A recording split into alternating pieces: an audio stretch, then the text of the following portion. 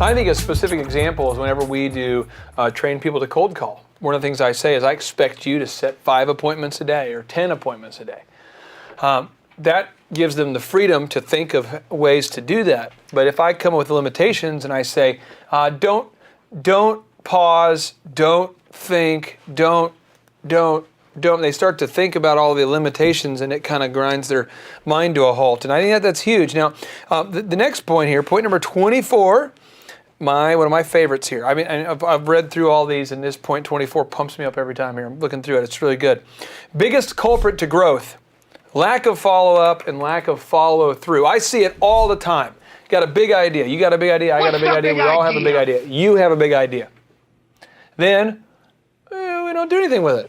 And the next week and the next week it kind of drifts and then it floats away. So talk to me about this. It floats away. Now here's something. We have the big ideas, but we also have the little calls. And what destroys a company here is a client calls and we need to follow up with them. We need to call them back. We have no tickler system, no reminder system to say, I've got to get a hold of this client in 3 days or 3 months or whenever it is. Yeah. And we have to understand the growth of our business, about 3% of the people that really want your product, they're going to come to you. But the 97% of the people, you have to pursue them. And it's through that follow-up and follow-through that closes the sale. Now, for somebody who's freaking out about the stat, 97%, 3%, I just want to be real. The concept, I've seen it, whether you want to get into the 97% or you want to say 95%. The point is, the vast majority, almost everybody who's going to do business with you, if you're a growing company, is not somebody who just came to you. It's someone that you pursued, you followed up, right? I mean, that's what you're doing. Absolutely. So most companies, they say they're a sales organization, they've got a sales staff, but most companies are simply order takers because they do not have a powerful and an accountable follow-up and follow-through system.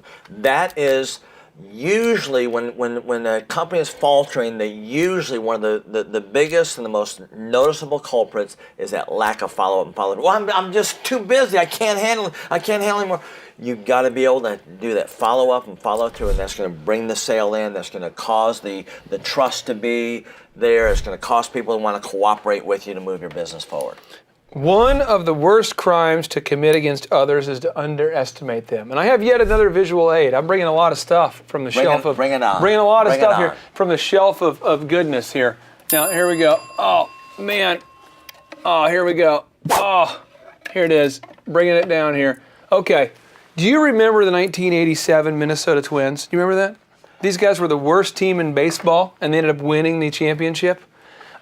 This is the hat from that year here. It's seen better times. There's TC, Twin Cities. This is my rally cap. I keep this here. It's kind of my rally monkey. When things get rough, you get the rally monkey out.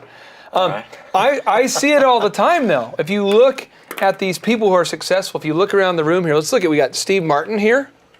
He was a failed musician, a failed magician, a failed comedian, but he somehow put it together. John Rockefeller over here next to Steve Martin.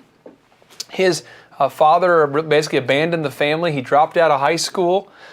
If you look at Walt Disney, that guy went into bankruptcy twice. Oh, yeah. A high school dropout. I mean, we can go on and on and on of the people, but we underestimate people. This is like a crime against humanity. And I want to hear you share your viewpoint on this when you say one of the worst crimes to commit against others is to underestimate them. Okay, so here's some case studies that have happened in a school situation. They had a group of students that the teacher was told that these students scored the highest, and so they're in a special class because they're the very brightest students.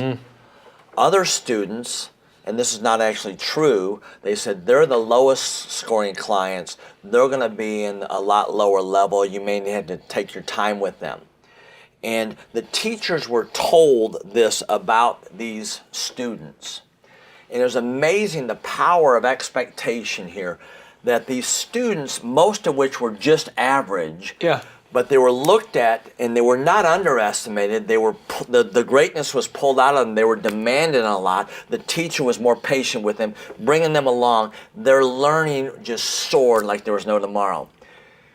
The teacher with these other kids, the supposedly dumb kids, they were just as bright as this other, but because they underestimated them, the kids literally began to perform at a much lower level.